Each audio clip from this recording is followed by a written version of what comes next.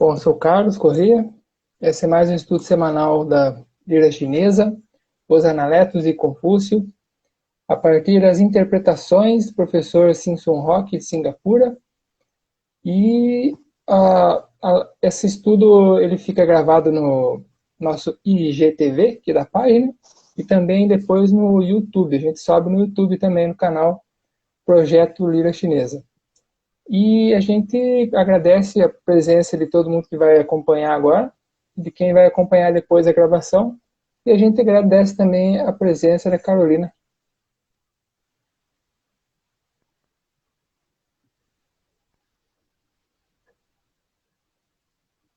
Bom, eu também agradeço a presença do Carlos, a presença de todos vocês aqui. E preciso fazer o agradecimento também ao professor Simson Roque, o mestre Sim, que realizou esse projeto junto comigo, e agora comigo e com o Carlos. E todo o grupo do mestre Sim de Piracicaba e de Jundiaí, que também deu sempre todo o apoio, né, para esse projeto, e os nossos tradutores, a Lúcia Helena Nobre Souza e o Lin, o Tianquen Lin, né, gratidão pelas traduções aí durante o projeto.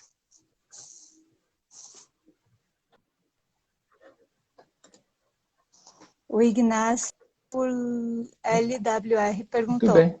10.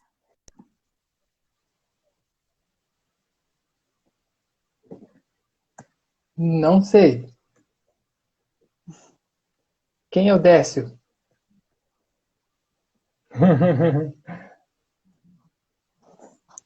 Vamos lá.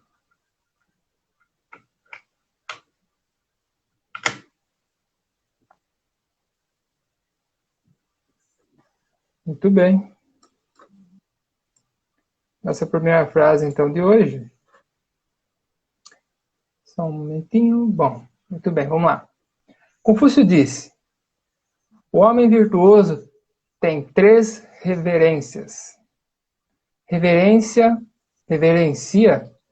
o mandato do céu, reverencia os grandes homens, reverencia as palavras dos homens sábios. Os homens mesquinhos não conhecem o mandato do céu. Portanto, não o reverenciam, menosprezam os grandes homens e fazem pouco das palavras dos sábios. Bom, a explicação do mestre Sim para essa frase é que o verdadeiro significado, né, dessa frase é que os homens virtuosos, eles têm 3 medos. Né? Não no sentido do medo propriamente dito, mas no sentido de estar atento, de tomar cuidado, de ser respeitoso. Por exemplo, num tribunal você teme o juiz, mas você não tem medo do juiz. Por isso que o mestre Sim fala para seus alunos que quando ele fala é para os alunos ficarem atentos. Se eles não prestam atenção, eles menosprezam o que o mestre fala. Esta é a terceira parte da frase. Isso está relacionado à terceira parte da frase. Há 3 temores. O primeiro é o do mandato divino. E o que é o mandato divino? É Deus. Na Bíblia também diz que você deve temer a Deus. Na China, os chineses nunca disseram que você deveria temer a Deus. Eles falavam que você deveria temer o mandato divino, ou seja, a ordem divina. Os judeus são os que têm mais clareza em relação a essa questão. Porque para os judeus, se você fizer alguma coisa que não está de acordo com Deus, Deus não vai se importar mais com você, vai puni-lo. Por isso que eles temem a Deus. Isso não significa que os judeus temam o castigo divino. Eles temem que tudo aquilo que eles façam esteja contra a vontade de Deus. temem que aquilo que eles façam possa despertar a ira de Deus.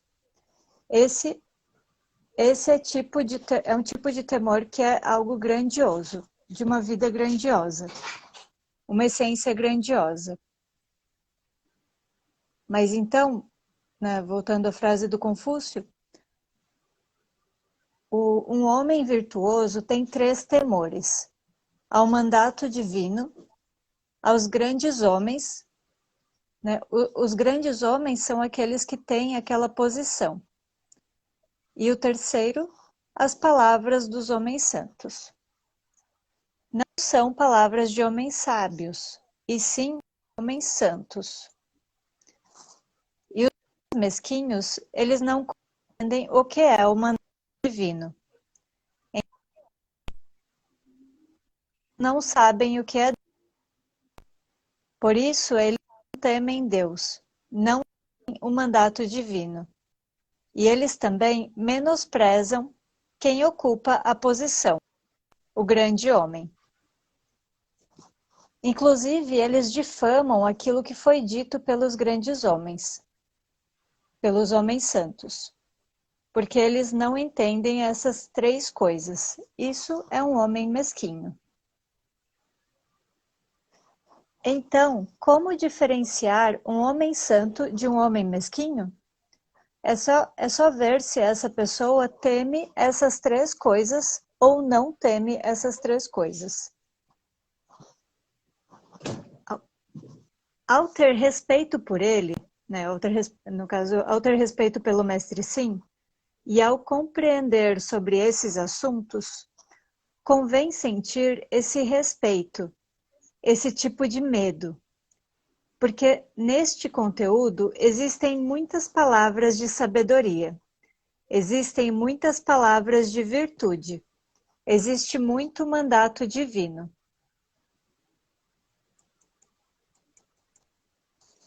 Esse trabalho com o livro Os Analetos, por exemplo, não é simplesmente um trabalho de tradução, ou simplesmente a escrita de um texto.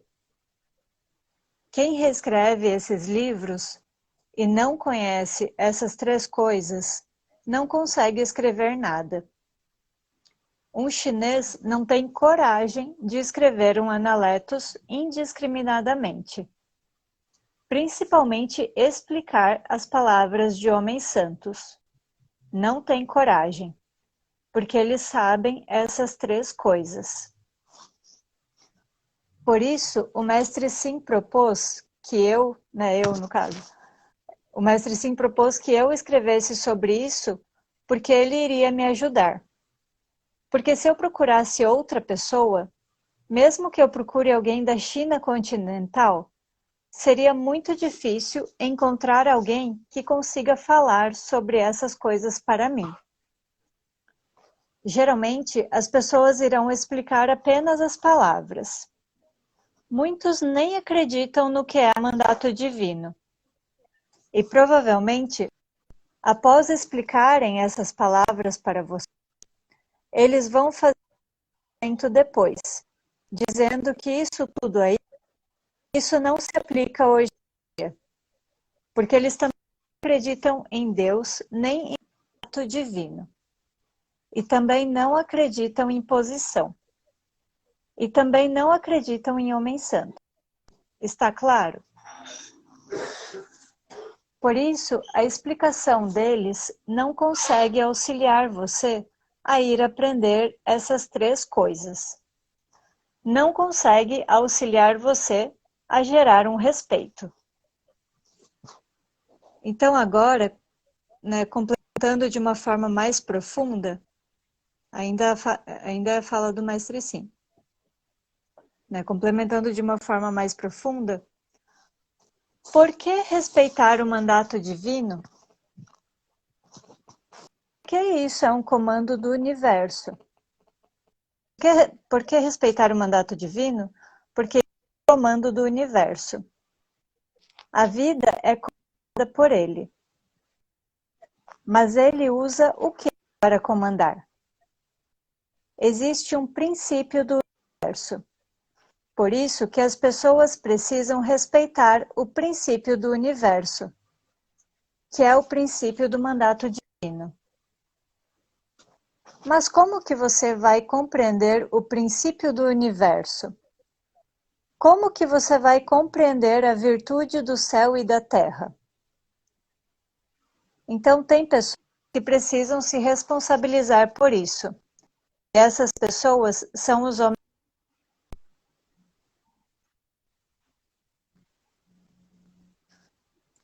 Qual é a diferença entre grande homem e homem santo? O grande homem está na posição. Ele está governando o céu e a terra, governando o país. Os homens santos do passado ocupavam essa posição. O rei Wan, o rei Wu, imperadores do passado, todos eles eram homens santos e tinham posição. E os ministros ouviam a educação, ouviam a orientação desses homens santos. Todas as pessoas que tinham posição agiam representando esses homens santos. Por isso, precisava ter um respeito, um temor em relação a eles. Eles não eram simplesmente ministros, mas eles eram pessoas que estavam executando a missão que era do imperador. E esses imperadores, todos tinham o mandato divino. Então, grande homem não significa só ter posição, e sim que tem o mandato divino.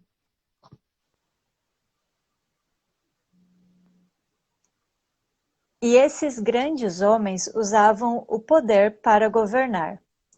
Mas e a educação? A educação se baseava na fala dos homens santos. Então, a terceira parte dessa frase de Confúcio fala das palavras dos sábios, que na verdade eram santos.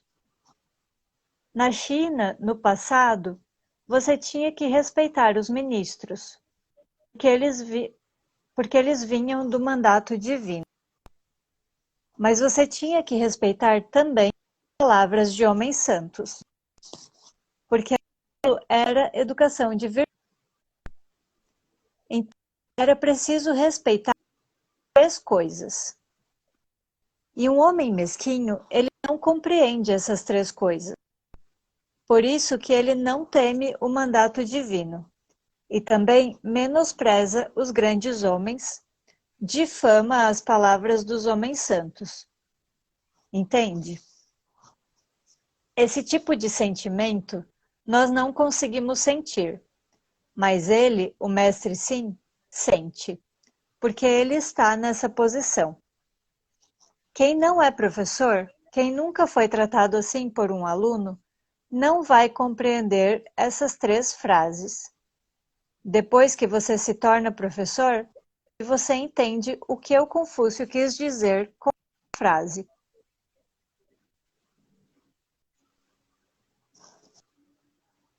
Pode rasgar o livro e jogar no chão?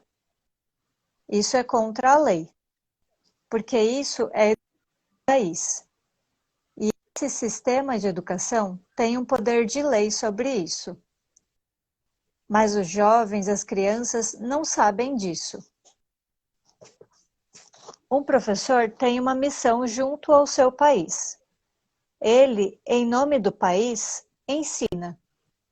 Então, ele tem uma posição. Mas os alunos hoje não respeitam os professores. E agora a terceira parte da frase. O conteúdo desses livros é conhecimento de vida. Da sua vida, do seu caráter. Se você já não aceita mais isso, então o que você ainda tem? Não tem mais nada, não é mais nada. É uma pessoa selvagem sem cultura, não é? Isso não está acontecendo no Brasil? Por isso esses brasileiros não têm professores, não têm Deus, não têm conhecimento, não têm sabedoria. E aí? Procure um guru, tem tudo isso para. Por isso, eles reverenciam um guru, mas reverenciam um professor. Eles reverenciam Deus, mas não reverenciam o governo.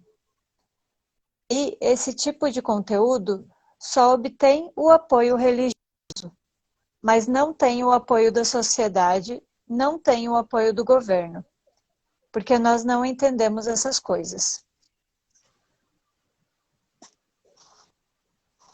Bom, então a explicação do Mestre Sim vai até aí. Eu fiz um pequeno comentário que nessa frase eu senti aquilo que o Mestre Sim falou, que os chineses sentem. Eles nem falam sobre esses assuntos porque eles não têm coragem. Eu também me senti uma pessoa muito despreparada para trabalhar em cima do conteúdo desse texto.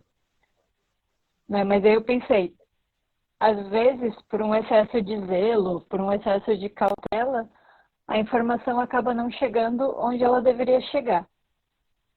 Ou ela chega toda truncada num texto difícil de entender. Né? Então eu tive que trabalhar em cima desse texto e eu fiz da melhor forma possível. Ele ficou um pouco longo, mas eu não quis cortar, eu não quis, né, resumir muito, eu quis manter ele o máximo possível na forma como o Mestre Sim falou.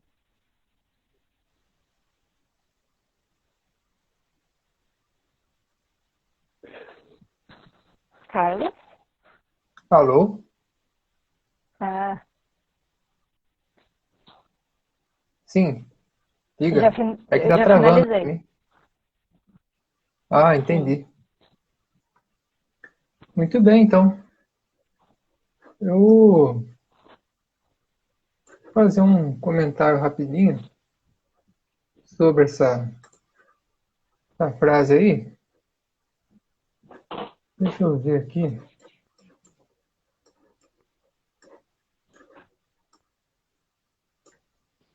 Vou fazer um ajustezinho aqui. Muito bem. Então, gente, aqui ó, no começo da frase, né? O homem virtuoso tem três alguma coisa. Três, não lembro mais. Três reverências. Então, ó, Jun, Junzi, You, aqui o San. Muito bem. O que tem aí, ó, foi traduzido aqui, ó, Yo, foi traduzido por ter. O homem, sei lá o que, ele tem três alguma coisa. Esse Yo aqui, ó, eu já faço aqui uma observação, levanto uma questão para vocês aqui.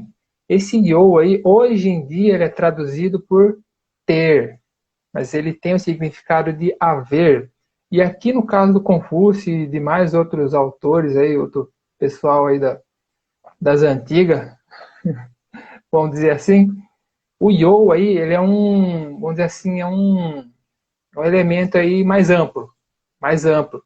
Então o Yo tem o significado de há, aquilo que há, não ter, no sentido de posse, sabe? O homem nobre aqui, o homem virtuoso, tradução que vocês curtem mais aí, ele não é no sentido de ele tem três reverências, há três reverências, entende? Em relação a essa figura do Junzi, do homem virtuoso, tá, gente? Então aqui não é sentido de posse, não. Pelo menos é a minha impressão. O que vocês acham? Entende? Porque se for no sentido de posse aqui, então a gente já volta lá naquelas discussões lá que a gente fez aí sobre aristotelizar o Confúcio, né? Coisas assim. Outra coisa também é o que está sendo traduzido aí aqui, ó. Grandes pessoas. Eu vejo que grandes pessoas, automaticamente eu vejo assim, homens, aí já é na conta, bom, já não é na minha conta. Então aqui, ó, Shan, Yang, pessoa, né, pessoa sábia, sei lá. E aqui o Tianmin, tal do mandato celeste, alguma coisa assim aí. Outra coisa também, destacar aí, né, das traduções aí que o pessoal vai... Aqui o Jean também, o Xiao, olha lá, o Xiao Yang, né, que a gente já mexeu também em outras ocasiões aí, né, e a gente, enfim, né, a gente pode ver de outras, abordar de outras formas, né, e a gente vê aqui como é que está sendo abordado como pessoa mesquinha, ou outras vezes traduzidos por estúpidas, coisas assim, né. Aqui o conhecimento, vamos dizer, de Amin de novo, e acho que é isso, né, assim, uma coisa mais que eu queria observar, né, principalmente aqui em cima, né, que eu acho que, assim, para a gente pensar aí, né, o Yo aqui, ó, esse Yozinho aqui, só para vocês ver o que vocês acham aí, se vocês acham essa observação que eu fiz de alguma relevância ou não, provocativa ou não. Então, por enquanto, acho que é isso. Assim, essa frase que eu queria Carlos. comentar mais era isso, né? O Oi. Gil Chantage, aqui tem um comentário do Gil Chantage. Influenciar me parece simples e tranquilo. Compreender o mandato do céu é algo que exige muito mais. Eu acho que é nesse que o mestre sim explicou, né? Ele não traduziu como influenciar, ele traduziu como temer, né? Não no sentido de sentir medo, assim, mas no sentido de temer no sentido de estar atento, de tomar cuidado, de ter um respeito por aquilo, né? Então, eu acho que tem tudo a ver isso que você falou.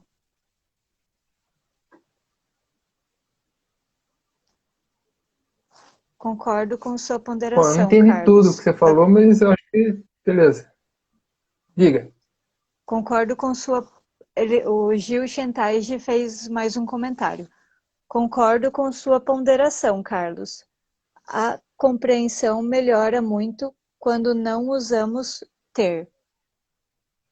Ter entre parênteses. Entre aspas. Entendi. Tem mais algum comentário? Daí a gente já passa para a próxima. Não, Eu não sei se podemos. aqui o meu está atualizado, se os comentários para mim que está atualizado. Mas Aqui eu comento mais. Acho que a gente pode se. acho que sim, né?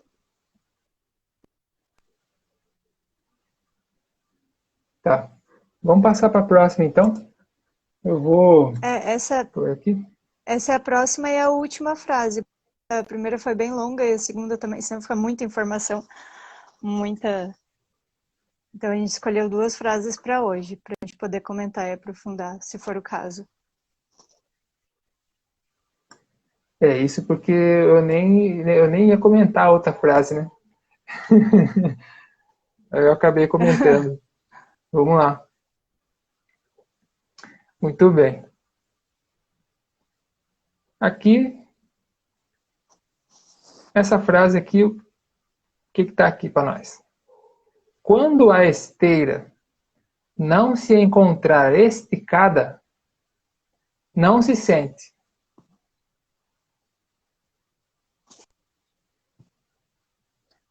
Bom, a explicação do mestre Sim para essa frase. Essa frase fala sobre esteira, que é um tipo de assento. As pessoas, na época de Confúcio, não se sentavam em cadeiras. Elas sentavam no chão, nessas esteiras. Então, tinha essa esteira ali, e se ela não estivesse bem colocada, ele não se sentava. Confúcio não se sentava.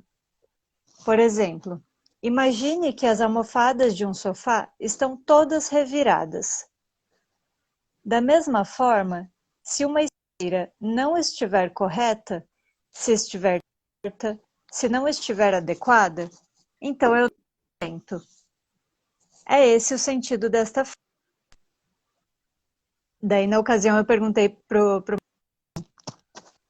mas não dava para ele arrumar arrumar a esteira e se sentar? Daí o mestre entendeu. Ou seja, você precisa primeiro arrumar para depois se sentar. Sentido, entende? Então, se isso está torto, não se sente torto, do jeito que estiver. Você tem que primeiro arrumar para depois se sentar.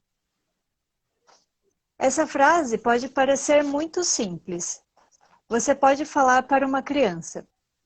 Você arruma primeiro a cadeira para depois se sentar. Mas quando é uma frase dita por Confúcio, então não é simplesmente uma esteira, e sim uma posição. Se essa posição não está correta, não aceite, não entre, não assuma. Se você for assumir, então você vai corrigi-la.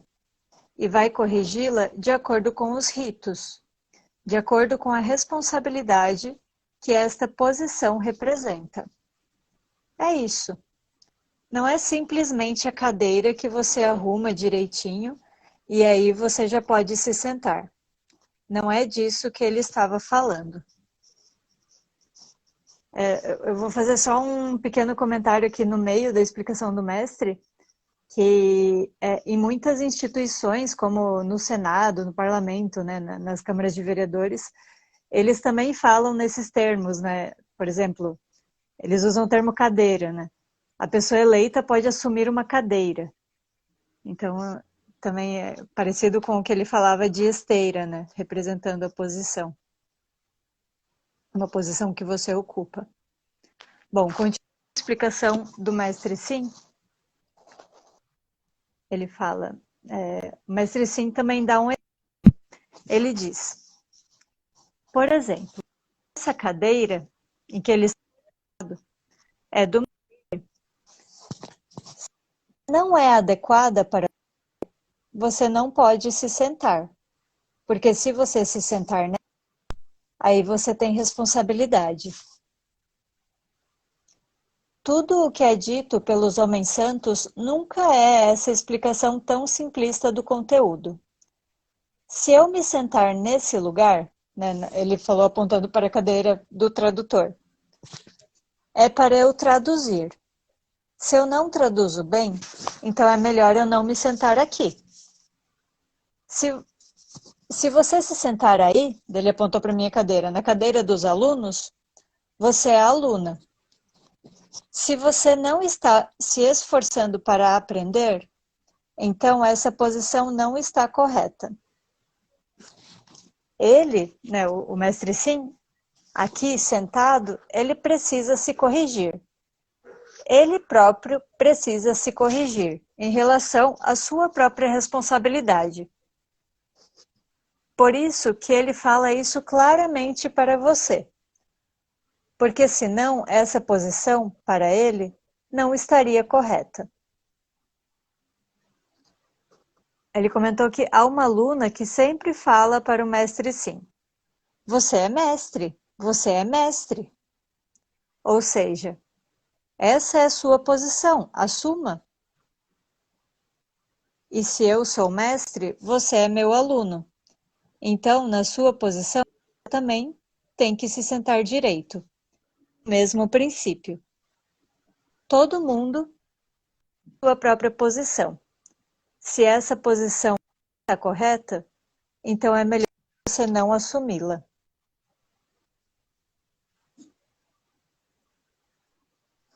A explicação do mestre vai até aqui. Fiz um comentário sobre a frase. Essa é uma das frases que eu mais gosto do Analetos. E essa frase eu considero que ela é muito aplicável para o nosso dia a dia. Se você assume uma posição que não está de acordo com seus princípios, ou se de repente, por uma necessidade, você precisa assumir uma posição que você ainda não se sente preparado, então você fica numa situação muito vulnerável. É como se você não se encaixasse naquela posição. É como se sentar num sofá que está com as almofadas todas reviradas. Você não consegue ficar bem posicionado ali. né? Como o mestre Sim falou. Toda posição tem as suas regalias e tem também as suas responsabilidades. Algumas vezes nós somos levados ou tentados a assumir uma posição que não é adequada para nós. Ou seja, a esteira não está esticada, mas você ainda pensa em se sentar ali. Então, há duas opções. Ou você mesmo estica aquela esteira e se senta, né, arruma ela e se senta, ou você procura outra esteira que esteja mais adequada.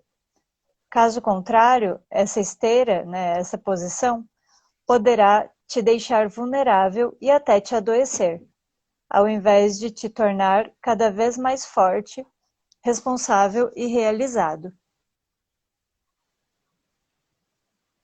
Essa percepção de a esteira estar ou não estar esticada, ela pode variar de acordo com a época, de acordo com a cultura, de acordo com os ritos de cada povo. Porém, apesar dessas interferências sociais e históricas, e considerando que vivemos numa sociedade repleta de contradições, no final, o que de fato importa é a sua própria percepção sobre a na qual você irá se sentar. Ou seja, tem que pelo menos e principalmente na sua própria percepção, a sua esteira esteja esticada. Né? Em outras palavras, convém que a posição que você ocupa esteja de acordo com a sua consciência, esteja de acordo com os valores e princípios nos quais você mesmo genuinamente acredita. Esse é o meu comentário pessoal sobre essa frase. Não é o comentário do Mestre Sim, o do Mestre Sim foi antes. Eu finalizo por aqui, Carlos. O Marcelo fez um comentário. Muito bem. Legal mesmo. O Marcelo fez um comentário. Legal mesmo. Frase simples, mas muito expressiva. Também acho. Muito bem. Tem mais algum outro? Aí a gente já faz e já... Opa.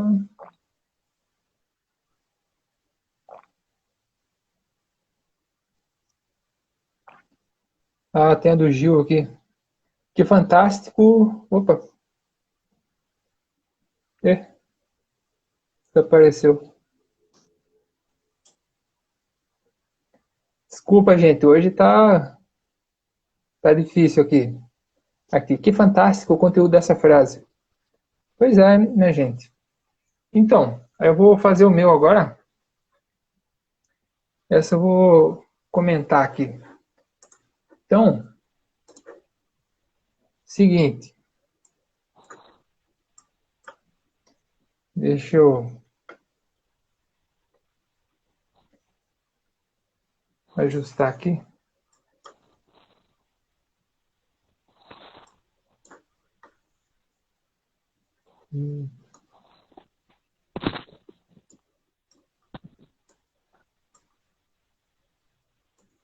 Muito bem. Então, gente, depois de um aspecto assim mais que a gente chama por aqui assim de prático, né? Agora vamos para um aspecto assim que a gente chama de teórico. Vamos dizer assim, né? Então, aqui nessa frase aí, ó, quando a esteira não se encontrar esticada, não sente. Então, aqui, ó, por exemplo, vou usar assim uma comparação, só para não ficar assim, talvez melhor, talvez pior, e daí vocês concordam se depois vocês veem se vocês concordam ou não com esse jeito comparativo que eu vou tentar me expressar aqui agora. Então, por exemplo, você tem aqui, com essa frase aqui, você tem assim, vamos dizer assim, dentro do âmbito da filosofia, a gente pode chamar aqui de você tem ali na China uma base lógica X, né?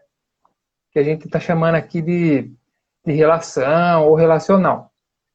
Aí, por exemplo, em comparação, geralmente o pessoal usa essa comparação, né? Eu vou fazer isso daqui agora também só para a gente entrar né, no clima aí. Por exemplo, você tem na Grécia, então você tem né, na Grécia você tem uma base lógica ali mais dominante, vamos dizer assim, né? Pelo menos é o consenso mais ou menos que a gente tem até hoje, né? Isso não é um pleno consenso e tudo mais. Mas, por exemplo, ali na Grécia, essa frase aí, ela poderia estar montada de outro jeito, né? Então seria uma ordem assim de um jeito mais assim, mais abstrato assim, né? Seria de A mais B igual a C. Então, eu teria que ter mais vamos dizer assim, um aspectozinho aí dentro dessa frase aí, por exemplo. Então, você tem o exemplo lá do Sócrates, né? Todo homem é mortal, Sócrates é homem, logo Sócrates é mortal. Então, você vê que você tem o Ezinho ali, sempre o L, né?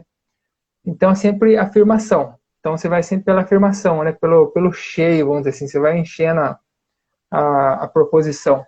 Aí aqui, ó, aqui não. Aqui você tem vamos dizer assim, uma argumentação lógica que você chega a uma definição também. Você está definindo alguma coisa aqui também, tal como você define pela base lógica de Aristóteles ali, por exemplo, né? Você define alguma coisa lá, né? Por exemplo, todo homem é mortal. Sócrates é homem. Logo, Sócrates é mortal. Você chega a uma definição ali por afirmação. Então você vai afirmando, afirmando, enchendo, enchendo, enchendo, inflando a proposição. Aí aqui no caso do Confúcio, você vai pelo não, você vai pela negação. Então você vai negando, negando, negando, você vai fazendo o movimento, vamos dizer assim, diferente, de esvaziando, esvaziando cada vez mais a proposição. Mas você define também. Tem duas definições, uma definição por afirmação, enchendo aquela parada, ou você vai definindo por esvaziamento daquela mesma proposição, vamos dizer assim. Então, aqui no caso, você tem aqui, né, Xi, o acento, Pu, Jiang, não adequado ou não apropriado. Geralmente o pessoal traduz por adequado, né? Adequação e tudo mais. Pu, so. Então, não sentar, não senta. Então, assento não adequado, não sentar. Assim, a tradução mais assim, não é, assim, literal, né? Mais literalzinha. Ela não está literária que nem quando a esteira não encontrar esticada, não se sente. Vocês percebem que na tradução a gente tem uma sensação assim, não sei se vocês concordam, uma sensação assim mais próximo dessa lógica que eu falei rapidamente aí, aristotélica, né? Se não sei o que, a não sei o que, logo, blá blá blá. Então, quando a esteira não se encontrar esticada, não se sente. Vocês percebem que na tradução, né, assim, a gente traz para o lado da gente, vamos dizer assim, né?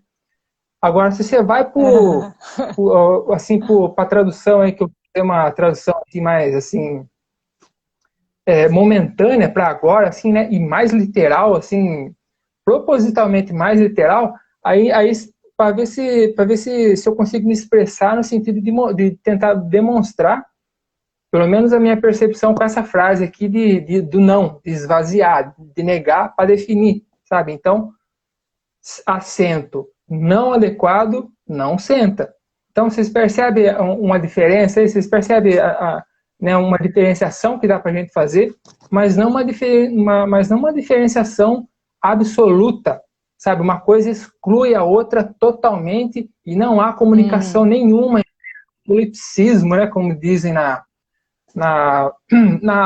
no campo filosófico, no campo da filosofia.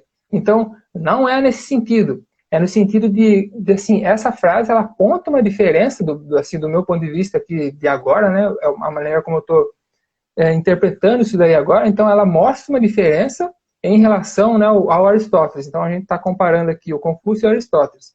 Então, vocês percebem uma diferença que dá para a gente perceber entre os dois, mas não é uma diferença absoluta. É uma diferença, assim, talvez do procedimento de chegar a uma definição de alguma proposição, de alguma proposta, entende? quero definir isso daqui para eu conseguir passar essa mensagem aqui para a classe dos Zhu, lá no caso do Confúcio, ou no caso do Aristóteles, lá, né, o pessoal, para a aristocracia grega e tudo mais. Então, vocês percebem? Então, o que vocês acham? O que vocês têm a me dizer sobre isso daí? Né? O que vocês diriam? Né? Vocês concordam? Vocês discordam? É muita viagem? É assim, mais do mesmo ou não? Então, por enquanto, acho que fico por aqui. Diga. Carlos, tem o comentário do Gil Chentaide. Muito legal, Carlos. Isso está muito presente, me parece, na estrutura textual chinesa. Recentemente participei de um coletivo que traduziu um livro de Tai Chi Chuan,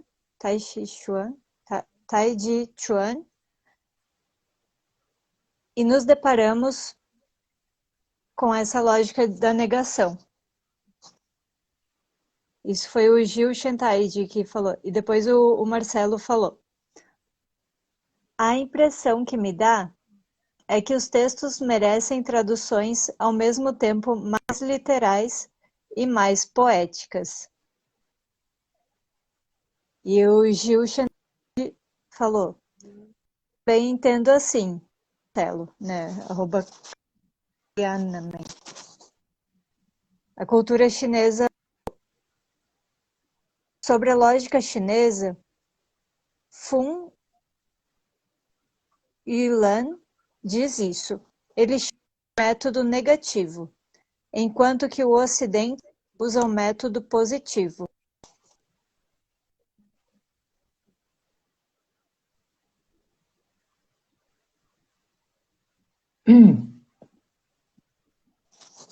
Muito bem. Tem mais algum? É que hoje eu não estou conseguindo acompanhar os comentários porque eu não consegui botar aqui na tela do computador e também trava tá travando a legenda também. Então eu fiquei meio perdido. Bom, se não tiver mais nenhum... A cultura chinesa fez mais um comentário. De fato, os chineses nunca utilizaram conceitos herméticos, fechados, típico da atual epistemologia ocidental. É verdade. Agora, eu pensei sobre o meu comentário, né, dessa frase e estava totalmente dentro da epistemologia ocidental.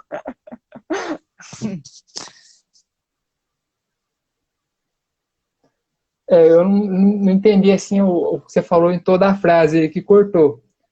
Enfim, né? Então, do meu ponto de vista, eu queria comentar aqui a outra, eu já esqueci de novo já, da cultura chinesa. Aqui, vê se fica paradinho. Não fica. Ei, Laia.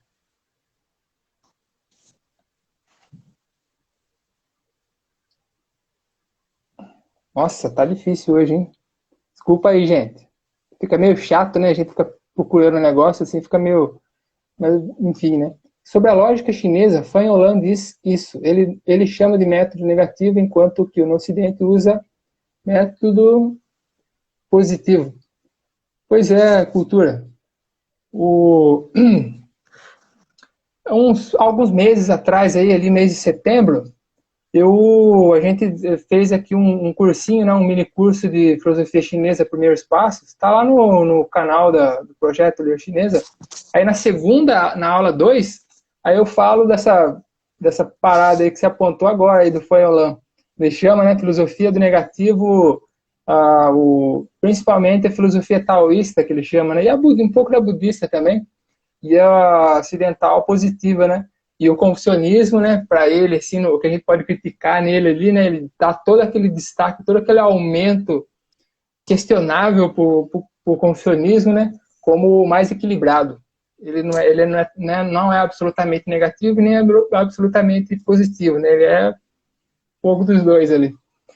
Então, a gente tem essa impressão aí também, né? Não de uma maneira, como eu falei antes, não de uma maneira definitiva e radical, né? Assim, completamente.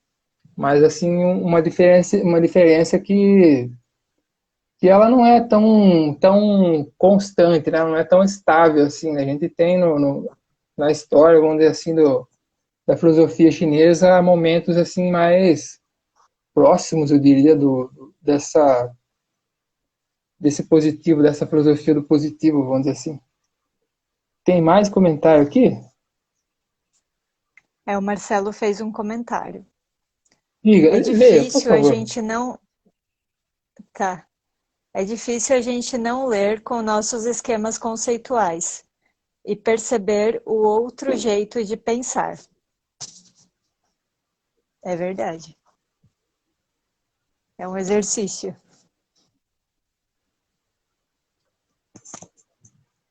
É uma coisa para a gente pensar aí, né? A gente encarar como um exercício. Eu acho interessante encarar como um exercício porque você quer dizer que a gente muda, né? A gente pode entender, como se diz aí, no pessoal diz aí, né? A gente pode entender o outro pode entender a gente, por aí vai. Tem mais um comentário aqui, não sei se esse é o último. É do Marcelo. Talvez. Quer ler? Pode ler. Aqui eu não consigo deixar ele paradinho aqui. Tá. Talvez. O Marcelo fala. Talvez outras tradições poéticas no Ocidente se aproximem mais dessa lógica da negação, como os epigramas, poemas curtos. É verdade. Pois é, né, Marcelo? Isso daí me lembrou um aspecto assim da chamada filosofia moderna, sabe?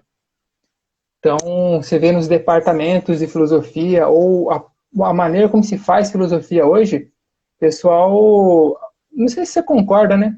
Assim, a gente acompanha nos livros a produção do século XX e ainda do século XXI, a gente percebe aí uma escrita toda mais técnica, menos mais técnica, assim, eu não sei dizer, mais assim acentuado com essa preocupação de definição por afirmação, sabe? Ao mesmo tempo que a gente parece que está sempre, ainda estamos criticando aquele pensamento cartesiano, sabe? A gente critica ele o tempo inteiro, mas a gente não, pelo menos até o momento, eu não sei se você concorda ou não, a gente não saiu dele ainda não, a gente tá meio cartesiano ainda, sabe? Por exemplo, nos próprios exemplos que eu dou aqui, que eu tento mais ou menos me explicar aqui, se vocês pegarem assim de chato mesmo, vocês vão ver que, né? Então, não sei, o que vocês acham? O Marcelo falou, Tem só um mais? detalhe. A lógica clássica produz conclusões mais do que definições. O argumento leva a uma conclusão, não a uma definição. E aí o Gil Shentaide falou, curiosamente, no norte do Brasil, em comunidades tradicionais ribeirinhas, essa lógica da negação aparece na oralidade. Me lembro disso agora.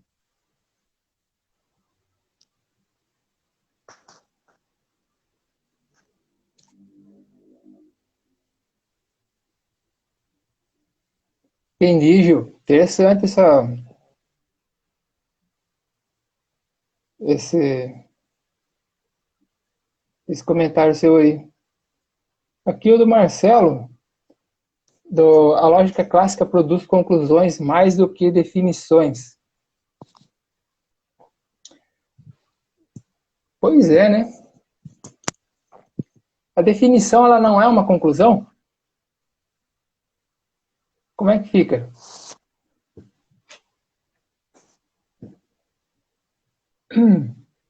Só um questionamento que daí eu fiquei meio curioso agora. Aqui tem um último Bom, aqui. Acho que esse eu consigo. tá. Diga.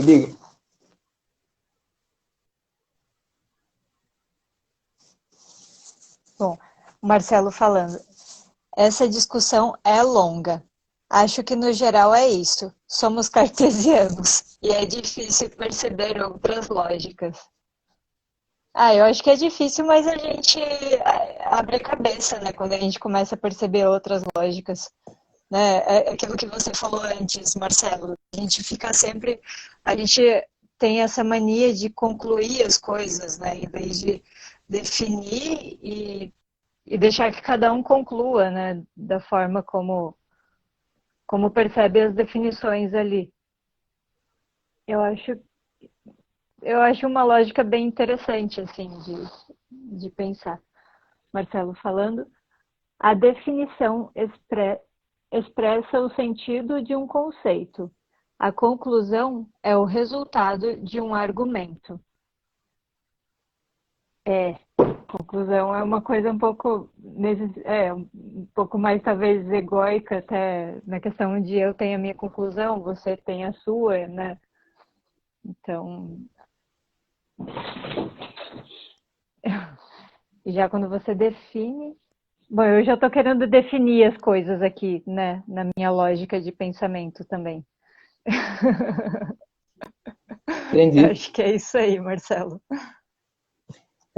Esse último comentário do Carlos, Marcelo da definição. Nossa, eu achei legal, massa, legal. É super interessante tentar entender outras lógicas. Pois é.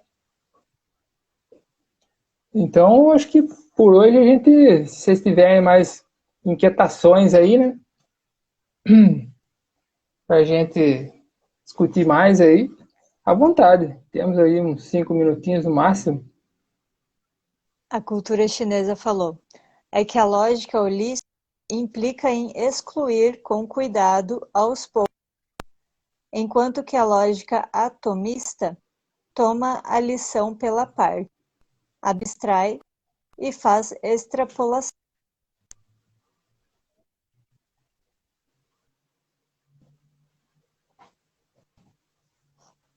Acho que eu li a Entendi. lógica holística, né? É a Cortou. lógica holística. Ela falou, é que a lógica holista em excluir com cuidado aos poucos, enquanto a lógica atomista toma a lição pela parte, abstrai e faz extrapolação. Entendido. Pois é, né? Tantas observações aí, do meu ponto de vista, a do professor Marcelo e do Cultura Chinesa, as duas observações aí eu acho bem relevante para gente avançar aí, né, nas próximas discussões nossas aí, né? Diferenciações né, de todas essas terminologias que vocês usam aí, né? Abstração, né? Que uma abstrai, outra não abstrai. Aí eu boto em, vamos dizer assim, com base nessa lógica aqui mais presente no Analetos, eu penso que eu posso botar em questão de novo essa diferenciação da conclusão, da definição e da abstração que a cultura chinesa apresentou também. Porque, assim, do meu ponto de vista, uma coisa que eu meio que me debati assim muito levemente com o Eduardo também na live com o Eduardo Vitti Antunes, né? Pensar a ciência com os conceitos da filosofia chinesa, que é assim abstração. Só pela lógica formal aristotélica que a gente produz abstração e a lógica relacional confuciana, a gente não produz abstração também? Ou seja, a abstração da separação no Aristóteles, você não tem uma abstração da junção no Confúcio também? Só uma questão aí para ver o que vocês, como é que vocês me devolvem isso daí. Nas próximas lives vocês vão me devolvendo aí, tá? Não é nenhuma, assim, assim, eu tô discordando, assim, pra gente, sabe? Pra gente pra gente avançar, assim, sabe? Pra ver se... Porque uma hora vocês me pegam aí também, né? Óbvio. O que vocês acham aí? Acho que por enquanto... Acho que por hoje tá bom, né? Deu 58 aqui já. Sim. Só o último comentário que o Marcelo fez. Só tentei colocar os sentidos mais comuns de definição e conclusão, na lógica aristotélica. Ok. Dever de casa. Ah, eu vou fazer, porque Dever daí de eu tenho casa. que estar preparado pra vocês aí. Beleza. Valeu, gente. Tá Até bom, a então. próxima, então. Até mais, Carolina. Tchau, Carlos. Tchau, pessoal. Tchau. Até semana que vem ou até amanhã. É. Valeu, gente. Até mais.